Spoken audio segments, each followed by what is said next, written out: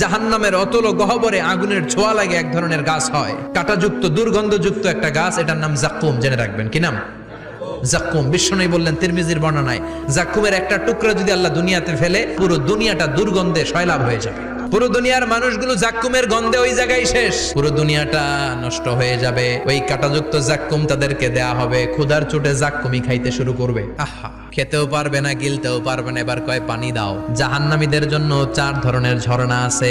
একটার নাম হলো হামিম, মানে ফুটন্ত গরম পানির ঝর্ণা। 2 নম্বরে হলো গসাক, মানে বমি। 3 নম্বরে হলো গিসলিন, দুর্গন্ধযুক্ত রক্ত আর পুজ। 4 নম্বরে হচ্ছে মোহল, পোড়া তেল। খা, দাউ দাউ করে এগুলো থেকে আগুন জ্বলবে, তৃষ্ণার চোটে এগুলোই খেতে চাইবে।